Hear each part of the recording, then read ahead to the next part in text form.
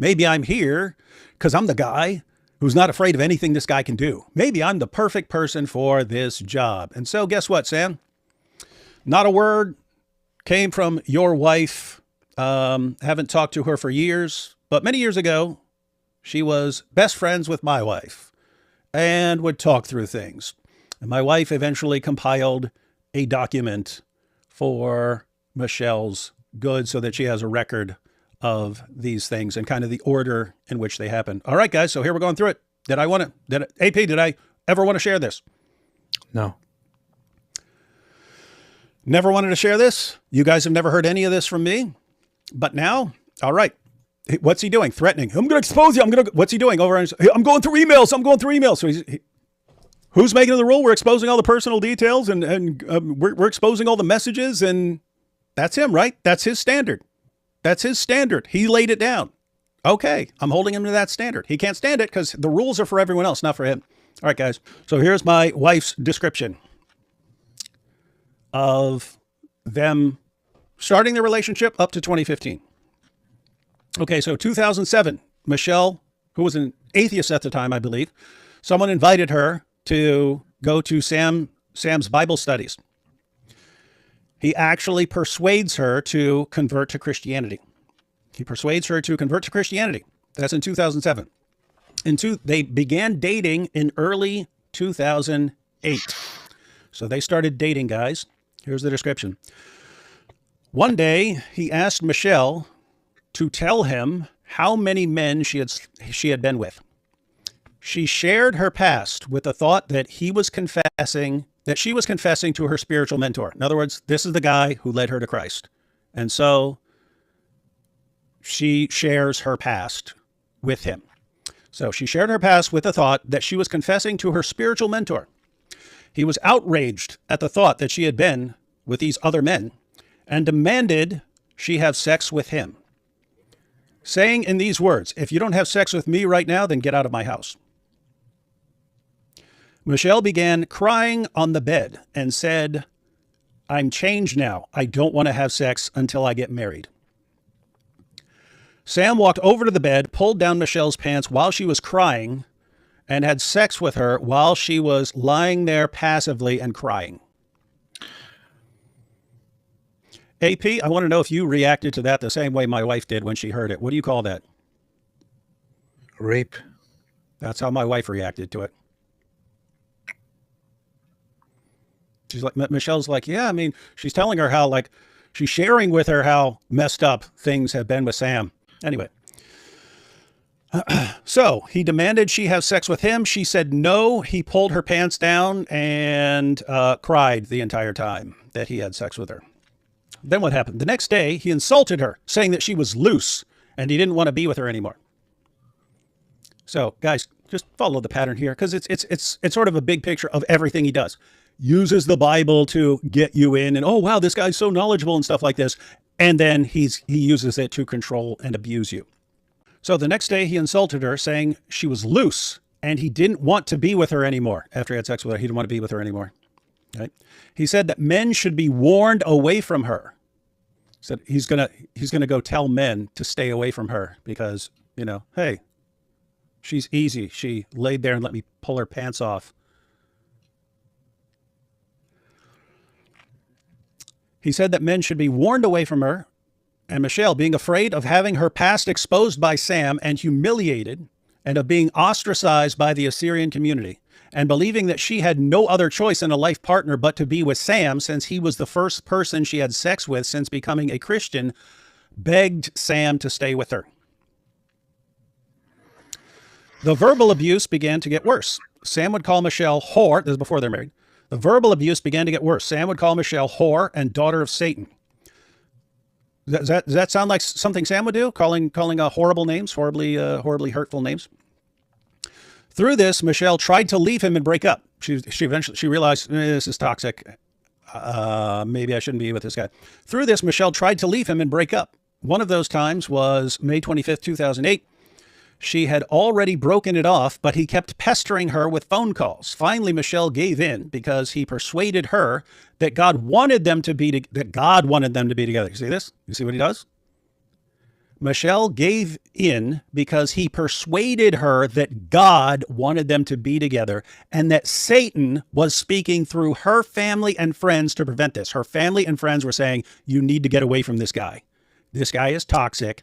Get away from him. What does he do? He convinces her that Satan was speaking through her family and friends to prevent their marriage. He told her, take a step of faith, Michelle. Take a step of faith. You got to have faith in him. That in spite of everyone telling you this guy's seriously screwed up and you need to be as far away from him as possible, he convinced her you got to have faith. You got to have faith, and it's God's will for us to be together. Everyone ready? Michelle's family did not approve of the relationship, and Sam began to feed into Michelle's mind that her family were not true Christians and did not have her best interests at heart. He would belittle all of her acquaintances and tell Michelle about all their sins. They come to Sam as a spiritual mentor. Sam's the spiritual mentor. What's he doing? He's saying, you know, you can't trust this person. This person's evil. This person, you know what this person has done? Oh, by the way, let me know if the stream cuts out or something, because sometimes apparently people don't even notice and they keep talking for an hour and stuff. He would belittle all of her acquaintances and tell Michelle about all of their sins. So Michelle felt that she couldn't trust any of those people and was very isolated. Sam convinced Michelle that they needed to get married. He said that a true Christian would get married within 6 months of the beginning of the relationship. They were married at the courthouse they got the date there. Verbal abuse continued after marriage. He called her and continues to call her slut, whore, cunt, nasty bitch, wicked bitch, filthy human being, Satan, child of Satan, daughter of Satan, demon, and many similar epithets, as well as the Assyrian language equivalents. He accused her of being wicked, of being used by Satan to destroy his ministry and all his work. He's the victim. Satan is using you to destroy my ministry. He would mock her and say that no other man would ever want to be with her. Catching this? He would mock her and say that no other man would ever want to be with her, that being with her was punishment. Occasionally, he would apologize and say that he wanted to get along better, but it was back to the same abuse within days. She would ask him for spiritual guidance, and he would insult her intelligence and belittle her. He would say, okay, let me stoop down to your level and explain it to you. While pregnant with her first daughter, Michelle continued working full-time and doing all the household chores and management with no assistance from Sam. The fighting and verbal abuse continued. Their first daughter was born in 2010. Their second daughter was born in 2012. Sam was not emotionally supportive during the pregnancies, but rather more argumentative. I can verify a bunch of this. And he was not even present for the second daughter's birth. I can verify that. She actually had some problem where I think she had like kidney stone or gallstone or something like that. She was like, this was happening while she's giving birth. She's in like horrible agony and so on. And Sam was teaching her a lesson by not even being there for the daughter's birth. He was not even present for the second daughter's birth. He was in the area, just refused to come there. He continued to verbally abuse Michelle in front of their children, even worse than before. If any friends and family, again, this was written 10 years ago, before we see how Sam is right now. If any friends and family were involved, he would belittle and demonize Michelle. If these intervening pastors, friends, and counselors tried to correct Sam about his behavior and treatment of Michelle, Sam would chase them out of the house. The only people he allowed in a discussion were those who agreed with him that Michelle was unsaved and being used by Satan, and therefore to blame the one who's to blame for their arguments. Catch that? Anyone who says, Sam, you're wrong, boom, you're gone. Anyone who says, Sam, you're right, you poor guy. Yes, come, let's gather around and tell my wife what an evil, terrible person. In early 2013, Sam began to pretend Michelle was attacking him whenever they would have an argument. He would walk over to the window while Michelle was standing on the other side of the room, about 15 feet away, and he would loudly shout phrases such as, don't hurt me, stop abusing me, don't throw that at me, police, somebody help me. This is what he'd do. What is this?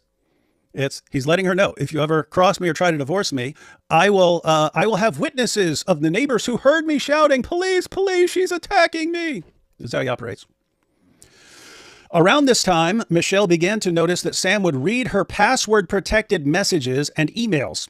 So he would figure out her passwords and then read all her messages and emails. He would track her on Facebook and go into her account to read her messages and monitor her activities.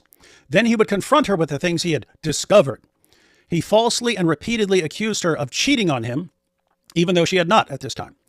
He told her how he longed, catch this guys, he told her how he longed to find nude pictures or sex videos of her on the internet from some previous boyfriend.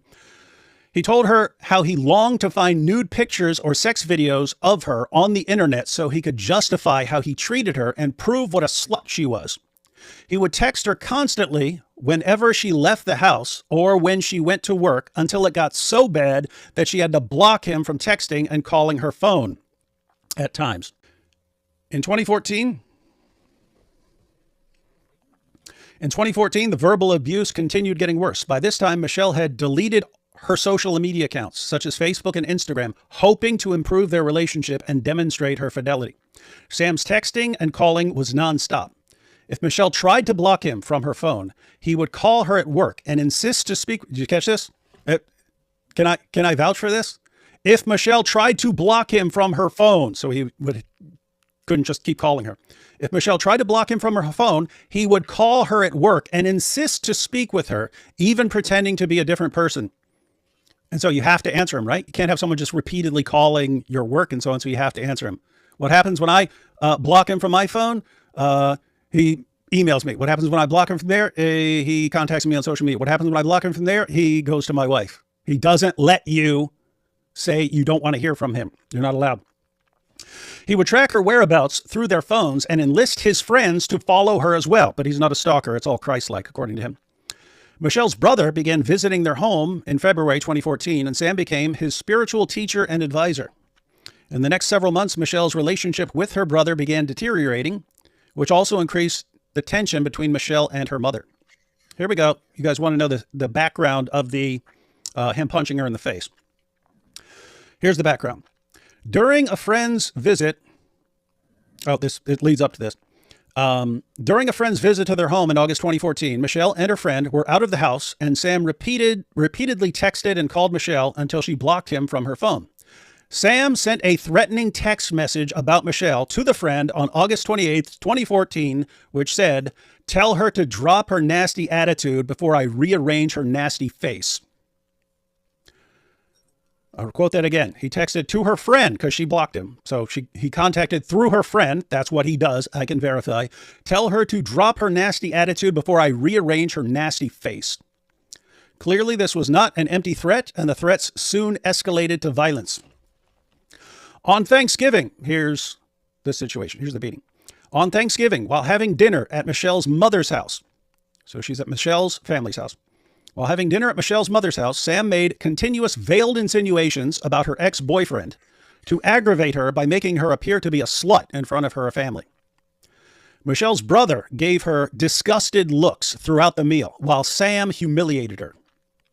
On the drive home after the dinner, she began crying and demanding to know why Sam would do this to her in front of her family. He denied doing anything wrong and began mocking her and ridiculing her as she drove the car, until she was so distressed and provoked that she reached over to give a yank at his beard but missed. He retaliated to her missed attempt at tugging his beard by grabbing a fistful of her hair, violently yanking her head back, and punching Michelle's right eye while she was driving the car and in full view of their two sobbing and screaming daughters. I have multiple pictures of the black eye. Little side note. A little after this, he started acting super nice again, and we're in love. I'm so sorry. I'm a changed man, and convinced her to delete the pictures. Yeah, as a show of trust that we love each other, you got to delete those pictures of your messed up face after I busted you in your eye. When she eventually went for the divorce, she had to actually ask my wife for pictures because she didn't have any. She had deleted everything that had any record of that happening. He would have sex with her and he would say, "Yeah, when we have sex, I can't even feel anything because you're so loose from guys you had sex with before we got married. I can't even feel anything when we have sex because you're so loose because you had sex before we got married." He would say that. Michelle had some sort of condition where a baby, when she's pregnant, a baby would descend sooner than normal.